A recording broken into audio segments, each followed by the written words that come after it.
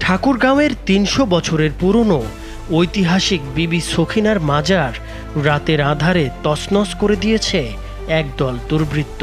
ভেঙে ফেলা হয়েছে মাঝের কংক্রিটের ঢালাই, করা হয়েছে ৪ ফুট গর্ত। গত শুক্রবার নারায়ণগঞ্জের দেওয়ানবাগ দরবারে হামলা চালিয়ে ভাঙচুর করা হয়েছে মাজার, স্থাপনা, দরবার ও তোরণ। করা হয়েছে লুটপাট, দেওয়া হয়েছে আগুন। হামলা চালানো হয়েছে সিরাজগঞ্জের একাধিক মাজারে। গান বাজনা নিষিদ্ধ করা হয়েছে সিলেটের শাহপরান মাজারে। অন্যদিকে ধর্মীয় প্রতিষ্ঠানে হামলাকারীদের মানবতার শত্রু এবং ক্রিমিনাল বলে আখ্যা দিয়েছেন ধর্ম উপদেষ্টা। হামলা যে একেবারে হয় না এটা আমরা বলবো না। বাংলাদেশ সহ আশেপাশের অনেক দেশেই মাজারকে কেন্দ্র করে মাদক ব্যবহার, মাজার কেন্দ্রিক ব্যবসা এবং প্রতারণার অনেক অভিযোগ রয়েছে। মাজার সাধারণত ধর্ম প্রচারক বা সুফিদের কবরকে কেন্দ্র করে গড়ে ওঠে। বাংলাদেশে এমন অনেক মাজার রয়েছে এবং সেগুলো নিয়ে বিতর্কও আছে অনেক। আওয়ামী লীগ সরকার পতনের পর দেশের অনেক মাজারে হামলা, লুটপাট, ভাঙচুর ও অগ্নিসংযোগের ঘটনা ঘটছে। সামাজিক যোগাযোগ মাধ্যম ব্যবহার করে অনেক পরিচিত মুখ মাজারকে কেন্দ্র করে উস্কানিমূলক পোস্টও দিয়েছেন। এমনকি ইভেন্ট খুলেও মাজার ভাঙার আহ্বানও জানানো হয়েছে। গত জুলাইয়ে ঠাকুরগাঁওয়ের ৩০০ বছরের পুরনো ও ঐতিহাসিক বিবি সখিনার মাজার রাতের আধারে মাটি খুঁড়ে ভেঙে তছনছ করে দিয়েছে একদল দুর্বৃত্ত। কংক্রিটের ঢালাই ভেঙে প্রাচীন এই মাজারে ৪ ফুট গভীর গর্ত করে দিয়েছে তারা। এ ঘটনায় ক্ষুব্ধ প্রতিক্রিয়া ব্যক্ত করেছেন এলাকাবাসী। গত শুক্রবারে ফজরের নামাজের পর কিছু মানুষ দেওয়ানবাগে অতর্কিত হামলা চালায়। ভাঙচুর করা হয় মাজার, স্থাপনা, দরবার ও তোরণ। আগুন ধরিয়ে দেওয়া হয় দরবারের ভেতরে থাকা ঘরগুলোতে। লুটপাট ও অগ্নিসংযোগের পর পালিয়ে যায় তারা। খবর পেয়ে পুলিশ ঘটনাস্থলে হাজির হলে পরিস্থিতি নিয়ন্ত্রণে আসে। এ ঘটনায় জড়িতদের বিরুদ্ধে ব্যবস্থা নেওয়ার আশ্বাস দেওয়া হয়েছে আইন শৃঙ্খলা রক্ষাকারী বাহিনীর পক্ষ থেকে। গত ২৯ আগস্ট সিরাজগঞ্জের আলী পাগলার মাজারে হামলা চালায় স্থানীয় এক মসজিদের পেশ ইমাম ও তার লোকজন। এ সময় মাজারে স্থাপনা এবং আলী পাগলার কবর ভাঙচুর করা হয়। লুটপাট চালানো হয় দান বাক্স, খাদেমের ঘরে নগদ টাকা ও মালামাল।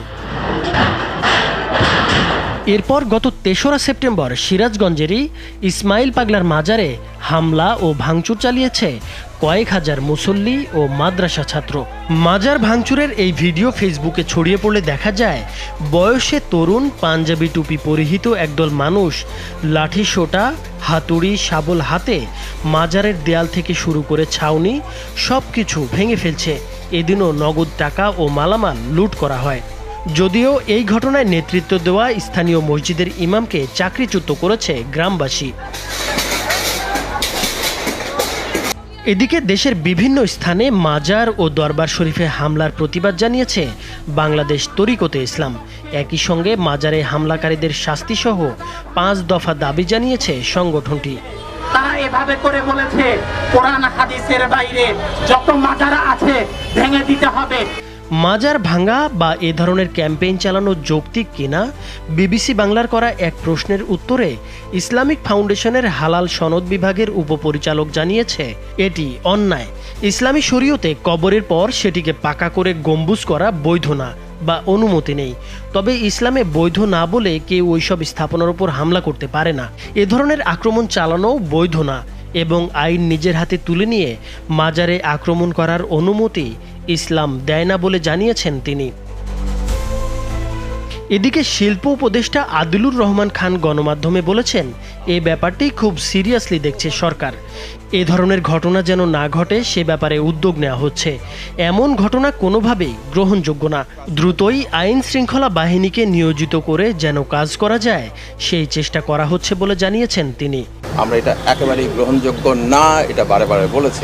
অন্যদিকে ধর্ম উপদেষ্টা ডক্টর আফম খালিদ হোসেন বলেছেন, মাজার ভাঙা হোক, মসজিদ ভাঙা হোক বা মন্দির ভাঙা হোক, এগুলো গর্হিত কাজ।